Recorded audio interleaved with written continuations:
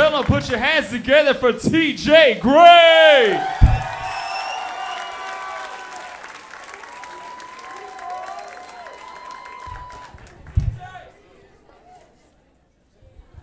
What's going on, everybody? I'm a little tired. I went skydiving today earlier, and never been in my life, and it's you can't describe it, you just have to do it. And there's a couple things they prepare you, they don't prepare you, but the minute you jump outside the plane, they don't tell you you can't breathe for like 10 seconds. Like, you're trying, your mouth is so open, you're just like, and like, you're 13,000 fucking feet in the air, and you're like, all right, I can catch my breath, after you're realizing you're still trying to catch your breath. And so after all that went by, I'm still falling, you know, got the hands out, the wind's going so fucking quick, it's just like, and I started thinking, I'm like, what happens if I do die? Is there anything in my room that I don't want no one to find, that I can't defend myself for? Like, you know, play toys or something. Like, say a girl came over, and she had a dildo, and I used it on her, put it in the drawer, and she left. But no one knows that, 'cause I never told anyone the story. So now I die because the chute didn't open or whatever happened. My friends are cleaning out my drawer, like, oh man, I can't believe TJ died, no, whatever. Sad. Look at the drawer, oh my god, hey, dude, it's a fucking dildo, dude. Dude, it's a dildo. He never comes home with girls. Dude, he totally puts this in his asshole. He has to. There's no way. It's a vibrator, 3 speeds. Dude, no way. I ought to defend myself. And before that, I watched Contact before I went to skydiving. I don't know why, I just did. So I figured if I died, I would just try some like radio messages to someone, build them a fucking machine, someone go in it, dropping the ball, come back, and I'll just be like, hey man, that's not my dildo. It's not mine, dude. Go back to Earth, tell him it's not my dildo. Fucking crazy. And another thing too about it, like we went with 11 of us. It was 5 girls and 6 guys. And like at the last one was all the females, but when like the guys get down, they're all walking out, they're all like, yeah, high-fiving each other, oh my god, bro hugs and shit, like, oh, we fell in the sky, oh. All the girls walk out, after like 3 girls like, oh my god, like my hair is blowing and everything, and like my boobs were tight when it went hit, and my makeup was like running, oh my, cereal girls, girl power. And I'm like, oh, it's just like the difference between the girls and guys when they jump out of an airplane. But at least I died, at least I saw the royal wedding. I don't know if anyone here watched it. I know, right? Super. And I stay up all night anyway, so I didn't like go to bed to wake up to watch it, so I'm not that much of a loser.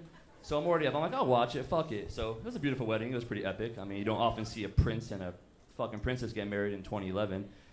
So I'm watching it, and then like at the end, it's over. I go to bed like at 7 o'clock, and then I'm at work, and this girl's like, hey TJ, did you watch the wedding last night? I'm like, yeah, I watched it. She goes like, sincerely, she was like, what do you think of her dress? And I was like, I'm like, it was pretty nice. I'm like, Kate, I'm like, it was a nice gown, you know. I'm like, I had a pretty veil, came mid-high. Her train was like 8 feet long though. I'm like, it should have been a lot fucking longer personally.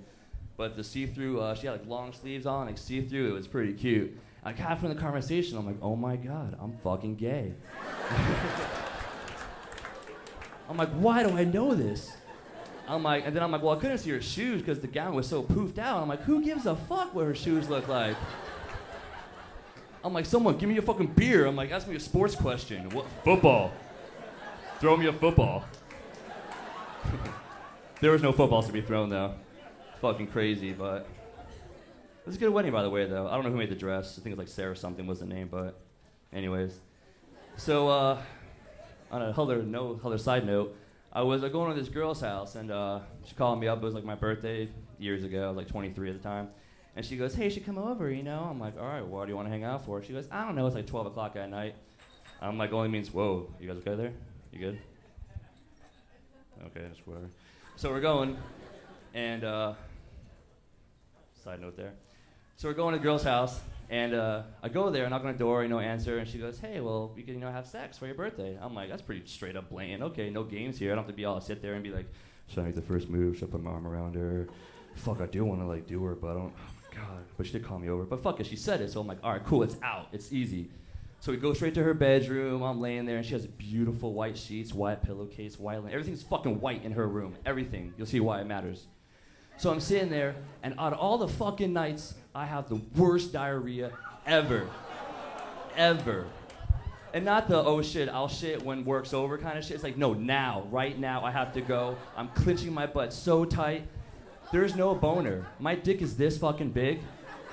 I swear to God. She starts jerking me off with it. She's using her thumb and her 2 fingers. And I'm watching, chopstick style, fuck it. And I'm watching her do this, and I start laughing. She goes, TJ, stop laughing. I'm like, you know how it feels to look at me right now? You look like you're jerking off a 5-year-old kid. It's like a nice size.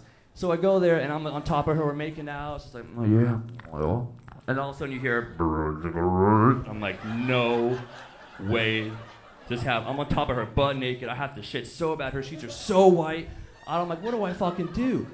I'm like, I just want, so I'm still kissing her, yeah, and then she goes down on me. It's like, I'm like, oh, whoa, my God. So like, she's like, is something wrong? I'm like, no, I just can't get it up. No, I have diarrhea on this shit all over your white, beautiful sheets. She's like, oh my God. It's like, what do I do? So like, eventually, I can't get it up, and basically the story comes. It's still fucking. It gets tinier. I didn't think it was that fucking possible. It's like, I'm like, here's my balls. I don't know where my dick's at though. I'm like. Oh, fuck it, I'll find it some other time. So she eventually passes out. I'm like, we'll just try some other time, don't worry about it. So she passes out, I'm sitting there, fucking little boner, got a shit. I'm like sweating, it's not even cold in there. I'm just like, oh my God, it's like 3 o'clock now. I'm like, I look over, so like I take my arm from underneath her, I'm like, all right. And then I go, she passes out, so I wake up, grab my clothes real quick, and they're on the other side, so I have to be all like, Hobbit, little wiener, got a shit, trying to grab my clothes and like, try to put them on real quick. I'm like, I can't move, I can't squiggle. If I fucking hiccup, I'm gonna shit all over her. Eventually, I just put my shit on real quick, and I'm like, I'm sorry. I wake her up real quick. I'm like, hey, I gotta go. I'm like, next time, give her a kiss on the cheek. I'm like, I gotta take the biggest shit, but I won't tell her that. So it's like drive off on my motor. I had a bike at the time, 95, just fucking squinting, going like 100 miles an hour. It's like, let me just get to fucking home. Let me get home. Go home, release the beast. Just fucking everywhere. And that's my time, everybody. Thank you very much, guys.